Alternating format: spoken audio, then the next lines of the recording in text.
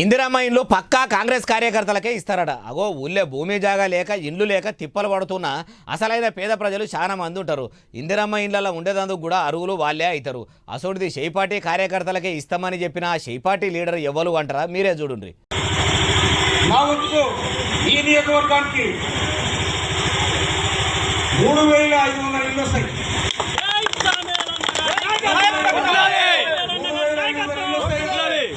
నికారసైన పేదలు ఎవరైతే ఉన్నారో మీరందరూ కనుక ఊళ్ళో పెద్దమంది కూర్చొని కాంగ్రెస్ కార్యకర్తలు కూర్చొని మొట్టమొదటి కాంగ్రెస్ కార్యకర్తలు ఎవరికైనా ఇన్నరా Congress party Thungathurthi MLA Mandula Samel sir ఏమంటున్నాడు? ఊరోళ్ళంతా కలిసి గ్రామసభ పెట్టి తీర్మానం చేసుకోరి, కానీ అందులో కూడా అసలైన పేద ప్రజలను ఎంపిక చేసి అందులో కాంగ్రెస్ కార్యకర్తలకు మొదలు ఇందిరమ్మ ఇండ్లు మంజూరు అయినాకనే తతిమోళ్లకు ఇద్దామన్న తరికలు అనుకొచ్చిండు. సీఎం సారేమో ఇందిరమ్మ ఇండ్లు పేద ప్రజలకు ఇస్తాము, నిల్వనీడ లేనోళ్లకు నిల్వనీడ చేస్తాము అంటుండు. సామేల్ సారేమో కాంగ్రెస్ కార్యకర్తలకే ఇస్తామంటుండు. అసలు షేయ్ పార్టీ నాయకులేనా వీళ్ళు? డిప్యూటీ సీఎం సార్ మాటలకు సీఎం సార్ మాటలకు పొంచన కుదరనట్టే ఎమ్మెల్యేల మాటలకు ముఖ్యమంత్రి సార్ చెప్పిన మాటలకు పొంచన లేకుండా పోతున్నదా ఎట్లా?